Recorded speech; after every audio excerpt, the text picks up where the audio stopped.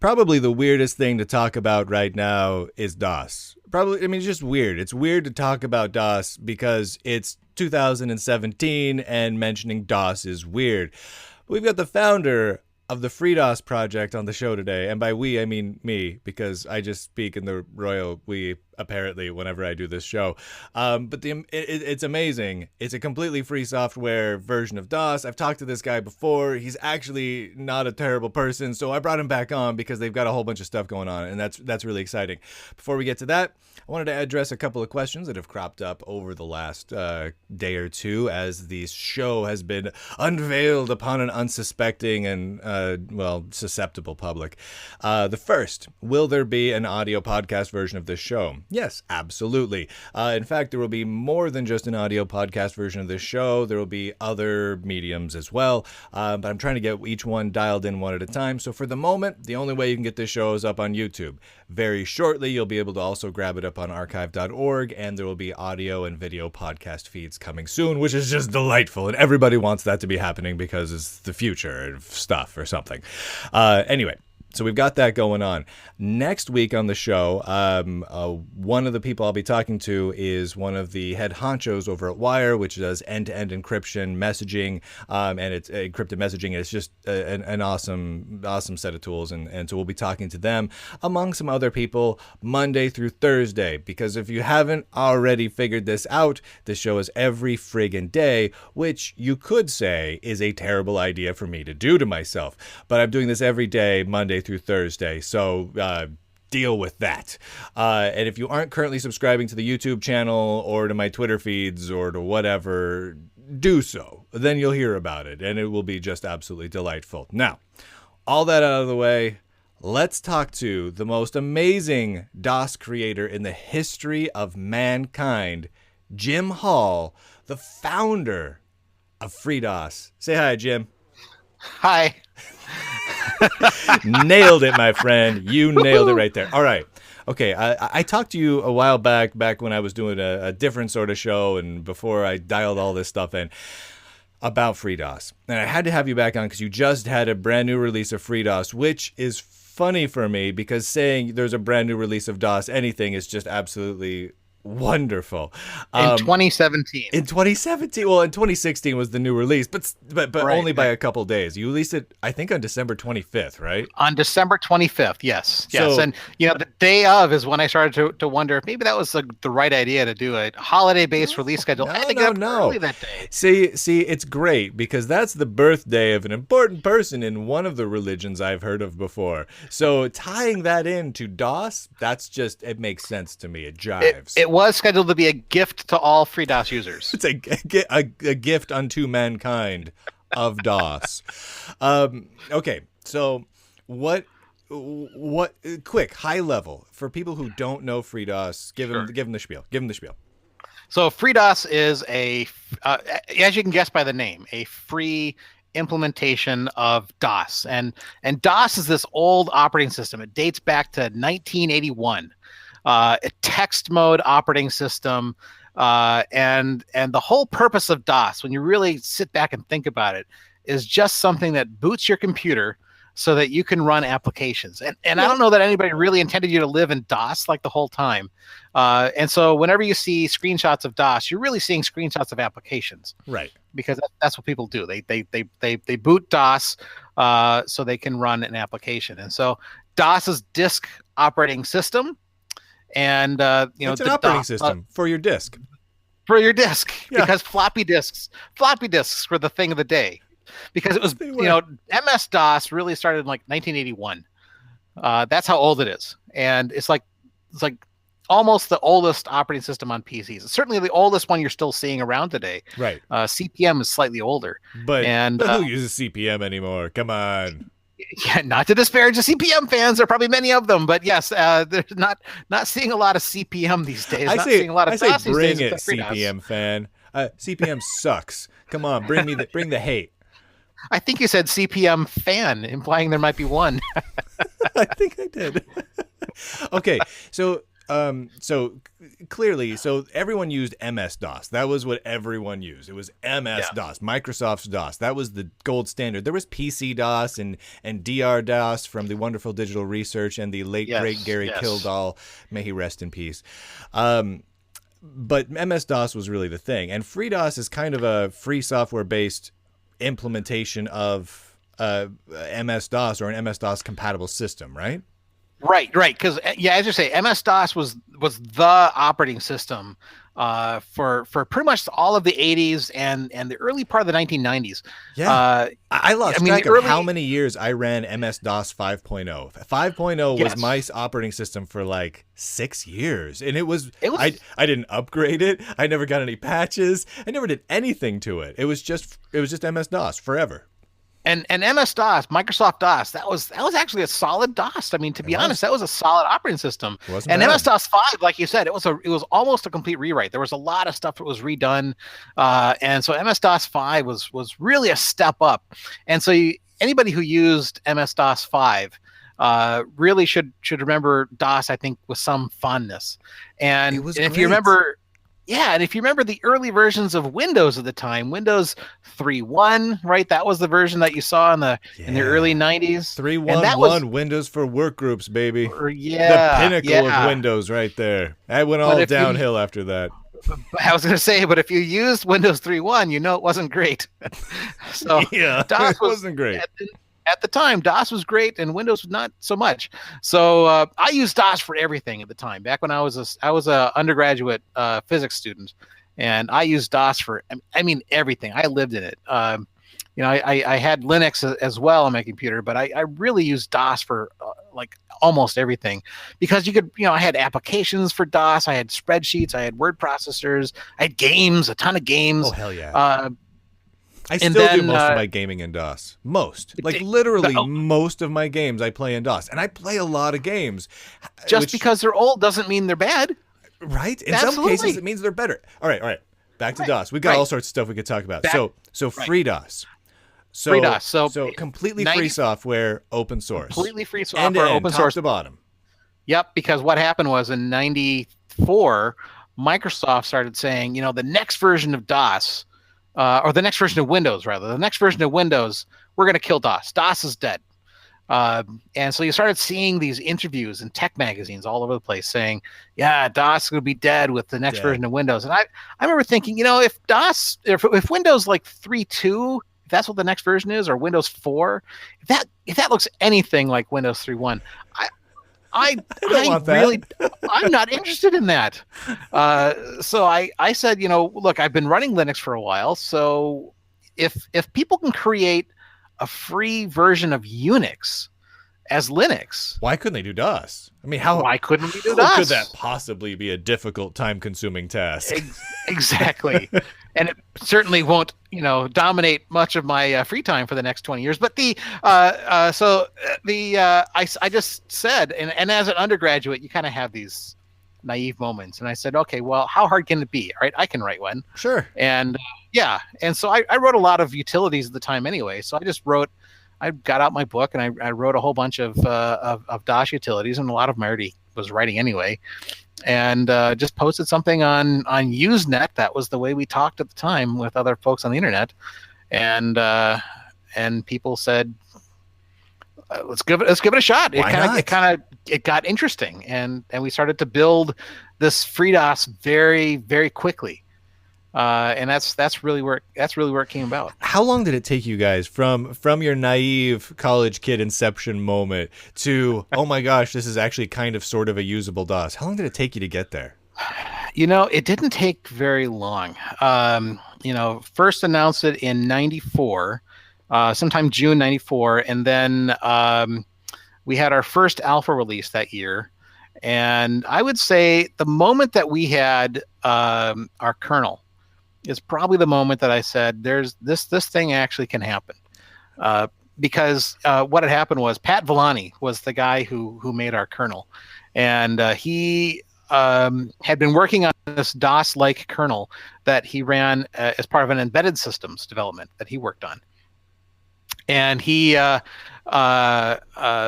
decided he didn't need to have it for his embedded work anymore, and so he's looking around for some place that might want to have a kernel, a DOS kernel that they could use. So you kind of inherited part of a kernel.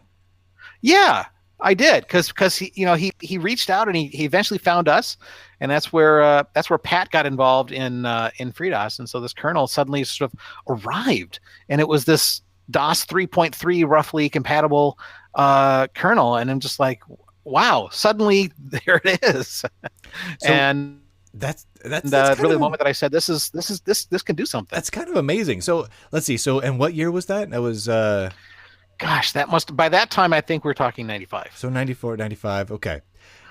And it's 2017 now, and you guys are still going. Yeah. I mean, I think what you're doing is amazing, but I think most sane, rational developers at this point would have gone, why have I spent the last 20 some years of my life on DOS? I mean, because you pointed this out to me. You and I met at a conference sometime this last year, and you pointed out to me that you've been in the DOS game longer than Microsoft was in the DOS game. I've been involved in FreeDOS longer than MS-DOS was a thing. That is absolutely true, and that's a very interesting statement when you suddenly start to stop it and think about it. That's amazing. I just kind of feel like everyone should really let that sink in for a minute, because the man you are seeing right there has been doing this longer than Microsoft did it. That is amazing. That is I don't even know how to think about that, because it's kind of cool. I mean, it's very Guinness Book of World Records worthy, in my personal opinion.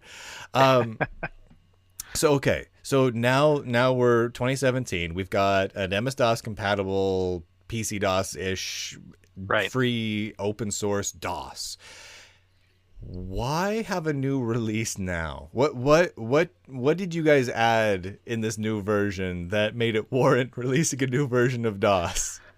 Yeah, so we intentionally slowed down our release after we did 1.0. If you go back and look at our timeline on our website, you can actually see that we had a lot of releases year by year, many, multiples per year for most years, and then suddenly we had 1.0, and then you started to see a lot less development, or at least a slower release cycle, and that was more or less intentional, because DOS isn't a moving target, and we don't need to make new releases like every month to stay compatible. It could be. It could be again, right? Right. But the challenge, of course, is that there's a lot of old DOS programs, a lot of old DOS games, and FreeDOS can't change that much or that quickly, or it'll lose compatibility. Yeah. Yeah, and if it's not compatible, it's not DOS. So we need to stay DOS. So after we had 1.1, we were talking about what would the next version of FreeDOS really look like. Would the next version of FreeDOS be a complete reimagining of what DOS would look like in a modern era? Would the next version of FreeDOS be sort of an incremental change from 1.1? Yeah.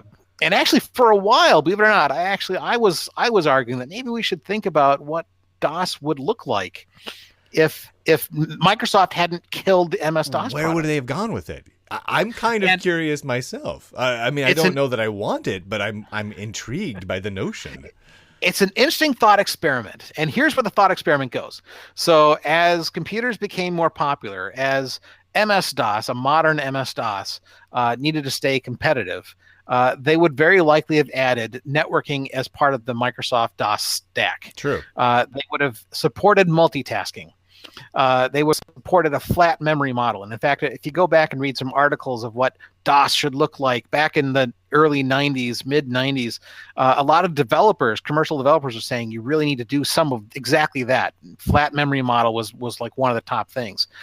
Make it easy for memory. Don't make it hard. And so when you think about all that, multitasking, and you think about networking in the stack, and this flat memory model, and all the other things you'd wind up doing, device recognition. Yeah. You wind up breaking DOS somewhere along the line. You have to break classic DOS compatibility. Like your old binaries can't work, and so to get those to continue working, you have to add some sort of sandbox layer, right? Some sort of virtualization. So then you've basically got FreeDOS new with FreeDOS classic nested inside of it, almost running in a virtual machine or container mode. Yeah.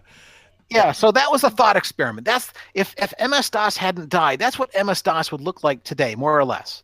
And then I realized that exists.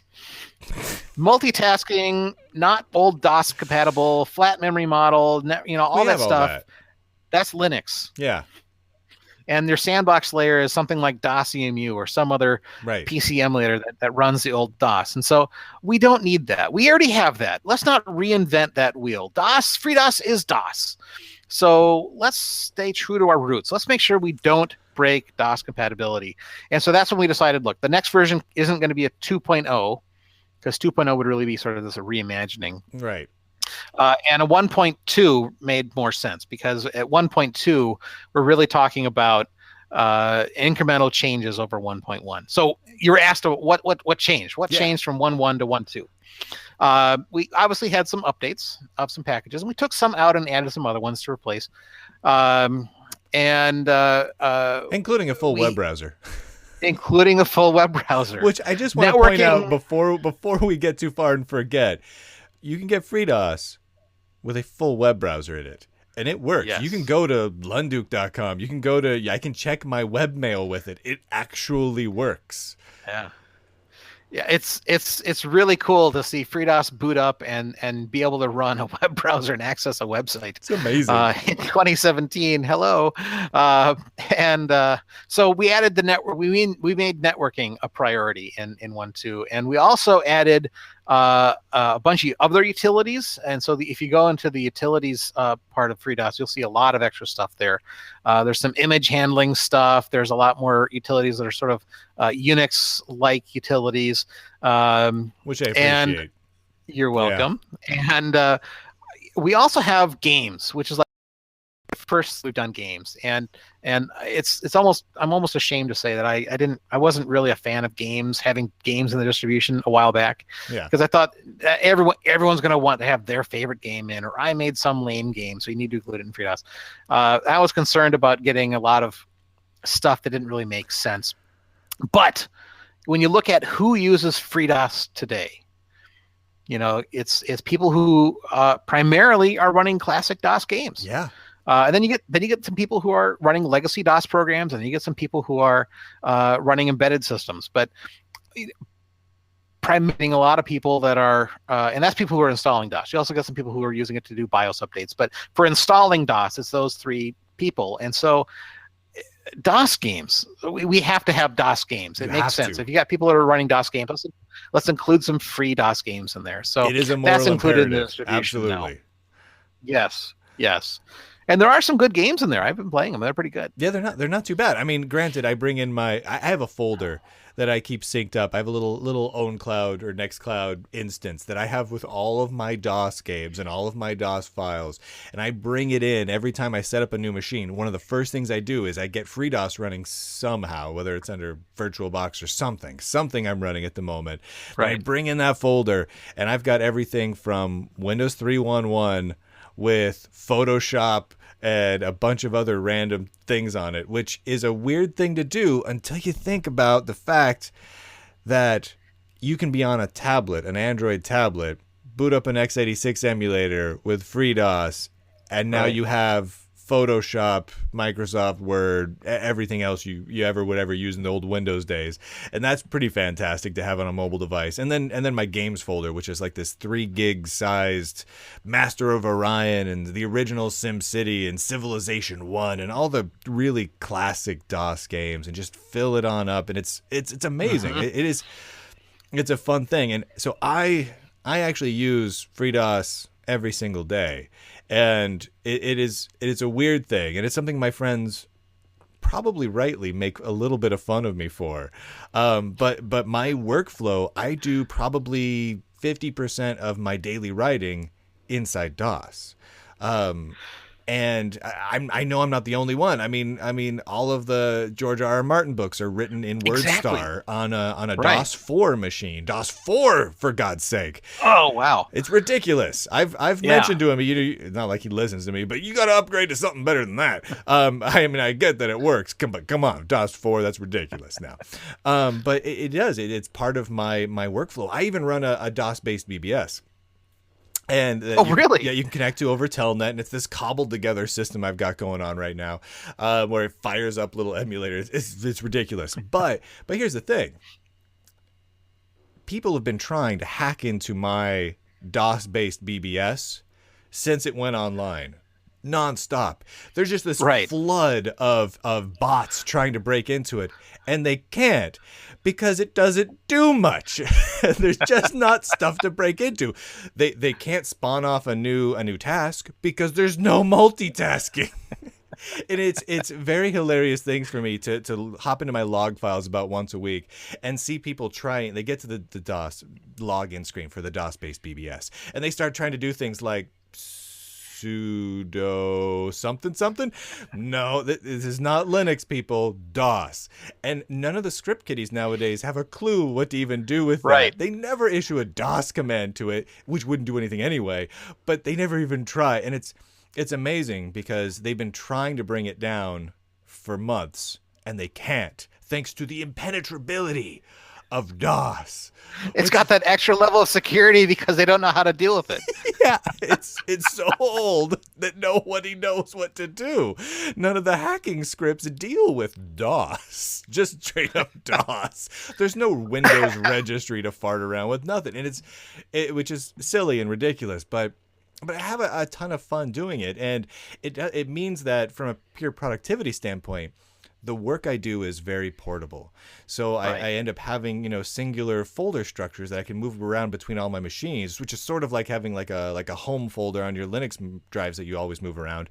But even more so, because then all I got to do is throw either FreeDOS, or in the very rare instances that I can't get an emulator up and running, I can throw up DOSBox or something and bring stuff in, which is my kind of like secondary approach to it. And Right. I'm just up and running. And it's amazing, even with web browsers, with checking email, with doing all my documents, everything I can do right in there. And the fact that I can blows my mind. Mm-hmm. That is even possible at all, with all free software, with no commercial software other than the 20-year-old games that are closed source that I don't even really count as closed source because they're so old. It's more like going into a museum and saying, well, the Mona Lisa is closed source. It's like, yeah, but it's just really old, so I can just take a picture of it and call it good. See, and back then we had that other concept of shareware, which is kind of this hybrid between proprietary and more, I'm not going to say quite free software, but it was freely distributable, kind of. Freely distributable, Yeah. Closed source software, because the whole point of it was they wanted you to give it away. They wanted you to give it to other people. And if you liked it, I mean, then it was some cheap amount, like you pay 10, $15, and you get the extra levels of Wolfenstein, and you're good to go. Right. Or you get the registration code, and the rest of your spreadsheet program now can do, I don't know, graphics or something. Yeah. I mean, it was. You can go beyond row 100 or whatever it is. Right. I lost track of how much shareware I purchased over these, including the BBS software that I run right now. I purchased in 1994 or 1995 as shareware, and I'm now running it under a free and open source software DOS distribution. It's a ridiculous thing. There was a DOS spreadsheet, a shareware DOS spreadsheet back in the day that I used all the time. It was called As Easy As, because it was a clone of Lotus 123, so it's As Easy As 123. Yeah. And I like to think it's because FreeDOS is still around and people are still using it, that the people who made As Easy As, the Trias Corporation, actually just posted their the registration. Use this code to register the shareware version. You don't have to pay anything, just use it. Here you go, guys. That's the DOS version. Yeah. And I like to think it's because FreeDOS is still around. I think it's because of FreeDOS. You did that, man. That was on you. Nice job. I will absolutely take credit for that. I don't know that I can, but I absolutely will. Oh, it is weird the number of things you can take credit for. Right. You have some very cool things to brag about, my friend. So I mean, clearly most people use this for games, right? I mean, that's what you were kind of saying earlier. I mean, I've whenever I talk about FreeDOS publicly, invariably one or two people come up on Twitter and be like, hey, I just used that to flash my BIOS the other day. So that sort of thing is still happening fairly regularly, and that's an extremely valuable thing. But games seem to be just where it's at for FreeDOS. for the current release, the Yes. 1.21 that came out on Christmas December Day, 25th. on Yes. Jesus's birthday, which now is shored with FreeDOS, which really similar in importance to the world. How many times has that been downloaded now? I say already knowing the answer and just wanting to bait you into the thing because I think it's the amazing. number of times that FreeDOS has been downloaded since the 25th.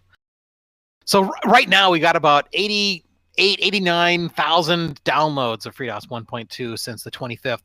And I would say we're running an average of about 1,800 downloads a day. And if that keeps up, we're gonna be 100,000 downloads of FreeDOS 1.2 by the 25th of January. And I hope it'll be the 25th because that'll be 1 month. 1 month to the day since we released FreeDOS 1.2. 100,000.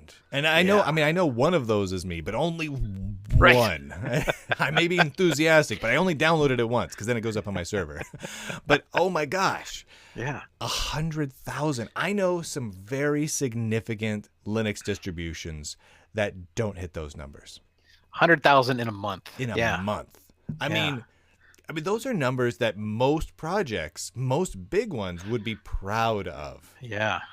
It's a big number, and I have to admit I'm a little bowled over. I mean, in 2017, January 2017, to see numbers like that is still kind of humbling. It's like, wow, this is still pretty popular. This is big. Does that give you? Do those sorts of numbers make you think, okay, we need to do a FreeDOS 2.0? We gotta go big, baby. We're gonna be huge. World domination of DOS. We have started talking about what is the next one going to be 1.3 or will it be a 2.0, but not as dramatic as we were talking about before. But we have started talking about what the next version would look like. Where do you go from here? I mean, what do you do? I mean, because really, so like I'm using 1.2 right now. Right. I've got networking stack. I've got web browsers. I've got email clients. I can do IRC chat and instant messaging. I've got games galore. I've got all my word processors. I can run a full version of old Windows. I'm kind of at a loss as to what to do from here. What do you do? Yeah, because the challenge is, as I said before, you can't really change the compatibility. You can't break it. FreeDOS has to be DOS, and so we haven't gotten very far in this conversation because it hasn't been that long. But we definitely know we're going to remain compatible. We are going to still run on older machines. There's been some discussion. Would we maybe take out some of the compatibility programs that are there? I mean, if you go back into MS-DOS history, they had included some programs for compatibility from like MS-DOS 1, right? MS-DOS 1 didn't do directories, this novel concept where you could have files inside other directories and folders. And so to get around that, there was some utilities that helped you map a drive letter to a folder. Right. So that way, a program written for MS-DOS 1 where it didn't understand folders could still get to something, but now is under the D drive or something. Do we still need to have that program? Do we still need to have a program that does a screenshot? Just so you know, that particular program is one that I use. Oh no! Well, I mean, as long as it exists, I can still use it. You don't need it in the distro. Right, and we're not talking about removing it completely. We're not talking about deleting that. I mean, moving it to a separate area that doesn't get installed by default, like a compatibility or something like that, or an old DOS group. But that's sort of streamlining. But you can't really go too abstract. You can't really go like over the top on what a 1.3 would look like. And so we're, I think, looking right now as to what that would look like. I would predict you'd see maybe some different utilities, but it's really, as I talk about on the 19th, there's just not been enough time to talk about what 1.3 would look like. Well, you guys have a task ahead of you because I can't imagine what I would want in 1.3 because I'm happy. Right. It's weird, but you get a new version of whatever Linux distribution, or I suppose for Windows users and Mac users the same way, they get the new version and it's like, sweet, I get all the new toys, I get all the new bells and whistles, I like it because it's faster or prettier or something. But then after a while you're like, But what's the future hold? And you're like, I really Right. wish it did this, and I really wish it did this. But FreeDOS is a different beast. It's Right. it's you can't keep doing that. So I'm Right. legitimately happy, and it's like I said at the beginning. I ran DOS 5 for I don't know how many years, and it was fine. I never upgraded it. I never patched it. I never did anything like that. Yep. It was just the computer. I just called it my computer, and it just was. And now when I use FreeDOS, it's kind of the same way. It just is. It is FreeDOS. And if I want a new piece of software, will I go get it? And I copy it into the folder that I use Right. to mount up FreeDOS, and that's it. I'm done. So I don't know where you go. And especially when I you want go you back to, though. I want you to come up yes, with something new and exciting. I just haven't a clue what it would be. that's cool. But it's especially important when you think about what DOS really does, right? I mentioned earlier that DOS was really intended to boot your computer so you could run an application. So what does a next version of DOS, if you change FreeDOS, I mean, does it really matter? Because all you're really doing is you're trying to boot FreeDOS so you can run something else. Yeah. And so I think really we'd be seeing improvements in what we include. We might include some new and different tools. We might, obviously newer versions of utilities and programs. But the core can't change. The core won't change. Yeah. Yeah. I mean, I guess you could bring in, like, I don't know, ports of Unix tools, more Unix tools. There comes a point where there's handiness, but right. I guess I want Pine to read my emails in DOS, but but there comes a point where it's like, well, I'm good. I'm happy. And there've been, some people have said, well, what if we did include a bunch of Unix utilities? What if we changed a lot, or at least included a Unix sort of quote unquote subsystem? But you kind of get to a point where you're like, you can hop into FreeDOS and do an LS to LS get your awk and grep and all that stuff. But you kind of reach a point where you're like, why? I mean, if you want a Unix system, we have Unix systems, right? And they're free as well. So, what does FreeDOS really add to that game? What do you that's get new? from that? Right. Yeah. So I think FreeDOS really has to stay a DOS and not sort of a DOS kernel, but Unix user space. I think we have to stay DOS. That would be an incredibly weird project, but I would download it and I would try it out because that's cool. But and somewhere out there is an enterprising computer science student who I'm sure will do that as a senior project. Ooh. Yes. So how much of your personal time does this project take up? Wow, it depends on the night and it depends on the weekend. But I don't do a lot of coding anymore. FreeDOS. I spend most of my time, well, not at least at the utility level. I spend most of my time doing the website, doing our social media, doing sort of things that sort of keep the project going, the wiki, things like that. So I mean, I'm more on supporting the project and less actually coding for the project. You're more project manager-y now. Yeah. Yeah. So that's kind of where I spend my time. And it's kind of hard to say. I think if I were to ask my wife, she'd say too much time. But it's something I really enjoy, and I have to be honest. There are some days that I do sit down and I write something for FreeDOS, whether that's coding something for the website, whether that's whipping up a small utility so I could do a demo for something, or something else. Just that's FreeDOS related. I can actually start that on like a Saturday morning, and then I can look up and go, oh my gosh, it's dinner time. So the time can go by pretty fast. Suck up some time. I mean, here's the thing. I have involvement with various open source projects, but I'm not the driving force. I'm not like the founder of like a whole Linux distribution or a whole operating system. It just seems like something that's so time consuming for DOS. And right. I find it like, if I had to justify it, if I had to go to my wife and say, I would like to re-implement, let's say Amiga DOS, right?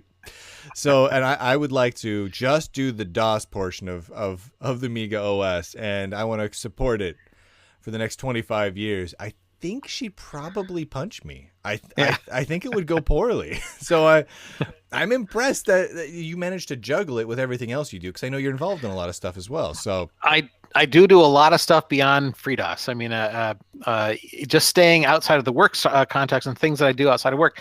I'm involved in a lot of open source software projects. I'm part of the I'm a director on the GNOME board of directors. Yep. I'm teaching a usability class, the usability of open source software, by the way. And I talk about usability on the web via my blog and I should point out and what have you. the DOS guy is teaching a usability class. I just want Yes. to make sure that that's entertaining to me. That's a fun sentence. And we put a lot of usability into the new installer for FreeDOS 1.2. Bring that back to FreeDOS. We did. focused a lot on making that an easy process. Because we talked about this, last time we did this, that we when we did 1.2, one of the things we did is we just threw out the old install program. That install program I wrote in, I'm going to say 1998. It was a long time ago. It served you well, but yeah. Yeah, and any program out there will recognize this phrase. I said, I'm going to write this and we're going to throw it away for the next version because it's just something to get going. Yeah, it's a stopgap. Yeah, we'll replace it later. We'll rewrite this later. And we kept adding to it and improving it and adding these other features. And that was the same install program we used up until 2012 when we did 1.1. We used it in the 1.1 release. And so that install program finally went away on December 25th when we did the new FreeDOS 1.2. Congratulations on that, man. Yes. Yeah, and on making your throwaway code last so very long. That was the longest running hack I've ever written. I mean, that was written over I'd say probably a weekend, just to get something out there, and yet we still were using it. Maybe that's a good sign. I'll take that as a good sign. That's a good sign. Your code's all right, man. Right. All right. So I don't have anything else to say really, other than thank you for doing this, because it really is an important part of my workflow. As ridiculous as that sounds, I mean, everything I do is Linuxy. I mean, I have little Linux handhelds and everything's all Linuxy, but there's still something. I almost wanted to say adorable, but there's something wonderful and charming about hopping into FreeDOS, loading up some of my old DOS word processors and some of the newer DOS text editors that are also free software, and doing my work right in there. There's something about it that is distraction free, that is, I can just sit and focus on this really simple .text or .rtf or whatever file I'm working on. Right. And I find it incredibly helpful for actually getting things done, because I get distracted way too easily if I'm sitting at my nicer hardware. So I'll even put, FreeDOS on here and full screen that sucker, and it's boom. It's like I'm in 1989 all over again, and it's sitting in my bedroom typing away on something at 11 p.m. at night after I probably should have been going to sleep because I have school the next morning or whatever it was I was doing at the time. And it was just it's delightful. It gives you sort of a childish sense of whimsy while you're getting work done, and that's just super cool to actually bring that back to computing. Yeah, thank you, man. It is a great thing, and thank you. It's the the cool thing about these DOS applications. I think the reason that a lot of the DOS programs kind of survive really is that they provided a really great worksflow and a distraction-free workflow. Yeah. And as we were saying earlier, George R. R. Martin uses WordStar because he even says he uses WordStar, this old DOS word processor, because he doesn't get distracted with all these other fonts and whatnot. And actually even a lot of these old DOS word processors wouldn't even do different fonts on the screen. No. And if you did an underline or italics, it would just change the color. And so you really were focused on words, the text, content, the words, words. Yeah, and I know that's archaic. I know that's old, and I know WYSIWYG is fancier. But there's there's something about it. And if you go back to those old DOS word processors, some of them, they even show the little, by default, the carriage return line feed symbol at the end of lines. And it's like, what decade am I in? And it's a phenomenal time. I even load up, I have a tendency to bring in FreeBasic, which is a little basic compiler that has quick basic compatibility. So you can bring in, and if you want to whip up quick little utilities, a lot of times I'll do it in that for the sole reason of, sure, there's C and C++ compilers. There's lots of language compilers for DOS, but there's something about being able to do it if you want to do it with line numbers. You can. Is that a good programming habit? No, but it's delightful. If I'm just like, okay, I need to do something to batch rename some files, do it in QB, man. And it's delightfully old school, and it's charming, and it gets the job done, honestly, just as quickly as the new technology I'm using, just as quickly as my handheld that's running a fairly modern version of the Linux kernel that I have a full bash shell in, which I'm much better at using. But really, just for typing some stuff, just for playing some games and moving a few files around, what more do you need than DOS? Sometimes, and that was exactly why, DOS, I was such a big DOS user back in the day. That's the whole reason FreeDOS exists, is because DOS was and continues to be this really straightforward, operating system, simple operating system, not a lot of bells and whistles, just enough to get your work done. Yeah. And that's the cool thing about it. That's I think that's one of the things that really has staying power with it. That is purely awesome. Have you ever thought and I have to ask this, it may seem like an asinine question. Have you ever thought about mechanisms by which you can monetize FreeDOS? Because most big Linux distros hit a point where they're like, I'm big enough now, I can, work on ways to make this into a company. Have you ever thought about that with FreeDOS? People have asked me over the years, why, are you going to make money off of this? And I'm like, well, it's FreeDOS, right? So I'm not really in it for the money. It's in the name. So yeah, I'm not really into making a lot of money off of this. So, and in fact, even if you go to our website and you buy a T-shirt or a tie or something, I don't actually make any money off of that. I actually set the profit on that. We use Zazzle as our online store, and I set our profit on the online store to 0, just because I'm like, I'm not even in it for that money, as minor as that would be. I mean, no. You're not even in it for the Zazzle money. You're just it's just a way to get T-shirts with a whale on it. Yeah. And in fact, I've never even looked at because I don't get any royalties off of that, because I'm not getting any income from Zazzle. I couldn't even tell you how many T-shirts. Maybe I'm the only one buying T-shirts on Zazzle, on the FreeDOS store. Well, it's worth it just I'm for the that, only right? one. You got to have good. You got to have good gear for it. I mean, I understand. Oh, yeah. I totally get that. Okay, that's pretty fair. I think most people would have hit a point where they were like, "Can I turn this into some strange embedded systems company?" You know what I mean? Like at some point, it would become that.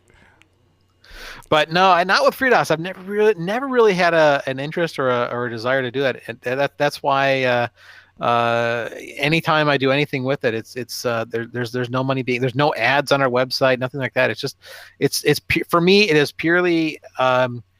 It's more than a hobby. I used to say it's a hobby. It's sort of just something I love doing, a passion, and I just never really, honestly, thought about making money off of it. It's for the pure joy of DOS. It is. It is. Man. You know what? I'm right there with you, man. Are you guys at a point within your project where are you looking for other people to get involved? Do you feel like you have a pretty full team? Always. Where do you want people to go for that?